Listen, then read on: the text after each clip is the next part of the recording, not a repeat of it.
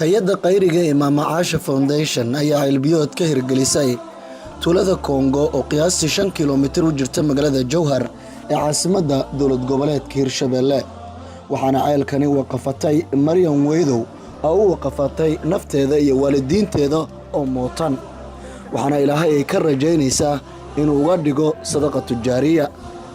dadka tuulada Kongo ayaa u duceeyay Maryam Weydow oo bixisay qarashkii lagu dhisay ceelkan iyo Mama Caasha Foundation oo ahayd hay'adii suura gelisay in ceelka laga dhiso tuulada Kongo markaan aragnay sida ceelka biyaha iyo wanaagga aad arkaysaan looda ariga dadkii loo qoday ay taagan yihiin waxaan leenahay waalidiinta Allah ka sawaabiyo dadkaaga iyo dalkaaga ayaad wax u qabatay waana mahadsan tahay waana ku duceeynaa dadka aad maaragtay aad ka dhalatay inay ku duceeyaan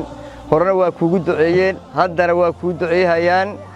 baraka alla fileen iyo khayr alla xawaahay adduunyo kaamil Allah ku siiyaan leenahay waxaan leenahay waalidiinteen iyo waalidiinta iyo inta ka soo asutana maaragtay Allah ka sawaabiyaan leenahay waana idinku mahad celinaynaa waa kugu mahad celinaynaa sida sharafta leh oo maaragtay qaraabadii aad maaragtay suxil qaantay inaad wax u qabatid dadka aad wax u qabatid naftaada iyo nafta waalidkaana aad u sadaqayso annagana sadaqadaas waa kala wareegnay waxaan leenahay Maryam Weydow mahad Allah ka gaariyo oo u sadaqaysatay u keentay dadkay kala latay Abubakar gaabana ay ku sadaqaysatay waana mahadsantahay Mama Caasha oo dhismada fulisay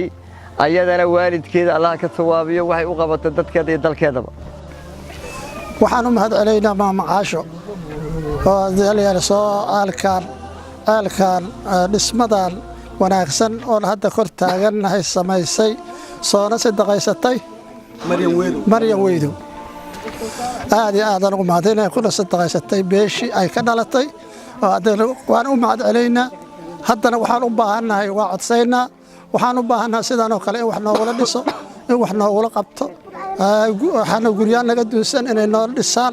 in noo dhisto ceelaan u baahanahay noo sii qodo dugsiyaan rabnaa naloo sameeyo intaas haddana waa ka codsaynaa walaashayna haddii alla ku idmo intay noo qabatay intay noo qaban doonto waa ku mahadaynaa waan u mahad celeynaa masaajidkan haddii alla ku idmo ay noo dhisto intaas la codsanaynaa inta kale noo qabatoon hadda kor taaganaana uga mahad celeynaa Mama Caasho dhismadan ceelka ay noo dhistay mahad waxa gaarto aad iyo aadan ugu baahnayn haddii alla ku idmaayo haddana kuwa kale oo ka sii badan inay noo dhisaan ayaa codsigaynu yahay Mama Maryam Weydow ayaduna haddii alla ku idmaayo hawshaanay haddii alla ku idmaayo hormoodka eeday boqolkiiba boqol ay ku mahadsan tahay haddana wax qabad badan ayaan ka rabnaa uga fadhinaa waxay noo qabatana nafteeda iyo waalidiinteeda ayay u qabatay ajri xasan Allah ka siiyo wixii dambe oo kordhisa dugsiyo quraanaan rabnaa masaajidiyaan rabnaa ceelal badanaan rabnaa guryo burbursano duufaantiisa jibisa aan la taabanno waa jiraan waxa soo dhan waa ka codsanaynaa xamdi shukr waxaan u mahad celihaynaa Maryam Weydow oo ceelkan noo dhistay